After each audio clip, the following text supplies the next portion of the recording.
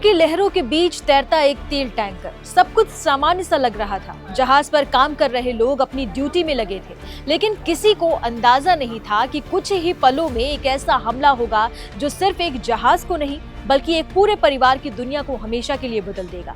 Iran Israel के बीच बढ़ते तनाव की आग अब सिर्फ सीमाओं तक सीमित नहीं रही, बल्कि इसकी लपटों में आम लोग भी झुलसने लगे।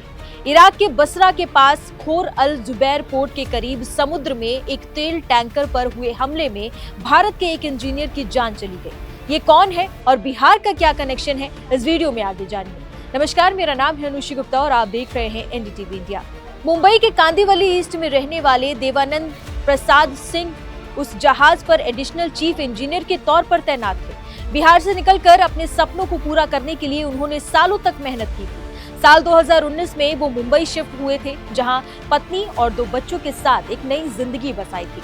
परिवार के लिए बेहतर भविष्य बनाने की कोशिश कर रहे देवानंदन को शायद ये अंदाजा भी नहीं रहा होगा कि समुद्र के बीच उनकी ड्यूटी एक दिन उनकी जिंदगी की आखिरी ड्यूटी बन जाएगी। बताया जा रहा है कि बुधवार को जब जहाज बसरा के पास समुद्री इलाके में मौजूद था, तभी अचानक उस पर हमला हो गया। क्षेत्र में पहले से ही युद्ध जैसी स्थिति बनी हुई थी और इसी तनाव के बीच जहाज को निशाना बनाया गया। हमले में देवानंदन सिंह गंभीर रूप से घायल हो गए। उन्हें बचाने की पूरी कोशिश की गई, लेकिन इलाज के दौरान उन्होंने दम तोड़ दिया।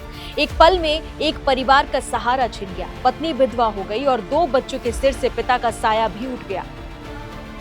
इस घटना के बाद जहाज के मैनेजमेंट और समुद्री एजेंसियों ने गहरा दुख जताया है। कंपनी की ओर से परिवार को हर संभव मदद का भरोसा भी दिया गया है और बाकी क्रू मेंबर्स की सुरक्षा को लेकर भी कदम उठाए जा रहे हैं। लेकिन सवाल यही है कि आखिर कब तक आम लोग इस जंग की कीमत चुकाते रहेंगे।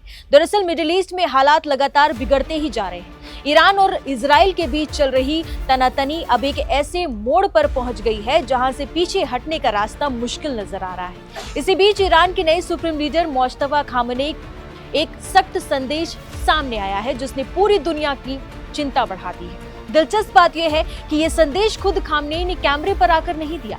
गुरुवार को ईरान के सरकारी टीवी पर एक एंकर ने उनका बयान पढ़कर सुनाया। इस संदेश में साफ कहा गया कि ईरान के पास स्ट्रेट ऑफ हॉर्मुज को बंद करने की ताकत है और जरूरत पड़ने पर इसका इस्तेमाल किया जा सकता है। अगर ऐसा हुआ तो इसका असर सिर्फ मिडिल ईस्ट तक सीमित नहीं रहेगा। स्ट्रेट ऑफ हॉर्मुज दुनिया के सबसे अहम समुद्री रास्तों में से एक है, जहां से भारी मात्रा में कच्चा तेल गुजरता है। अगर ये रास्ता बंद हो जाता तो पूरी दुनिया की अर्थव्यवस्था पर इसका गहरा असर पड़ सकता है। पेट्रोल, डीजल से लेकर गैस तक सब कुछ महंगा हो सकता है और कई देशों की सप्लाई चेन पर भी संकट आ सकता है। यही नहीं, ईरान ने खाड़ी के अरब देशों को भी कड़ी चेतावनी दे डाली है। संदेश में कहा गया कि अगर इन देशों में मौजूद अमेरिकी सैन्य ठिकानों बंद नहीं किए गए तो हमले जारी रह सकते हैं। यानी अब ये टकराव सिर्फ 2 देशों तक सीमित नहीं रहा, बल्कि इसमें अमेरिका और खाड़ी के कई देश भी सीधे तौर पर जुड़ सकते हैं। इसी वजह से पूरी दुनिया की नजर अब मिडिल ईस्ट पर टिकी हुई है। हर कोई यही सवाल पूछ रहा है कि क्या ये टकराव एक बड़े युद्ध में बदलने जा रहा है, और अगर ऐसा हुआ तो इसकी कीमत आखिर कौन चुकाएगा।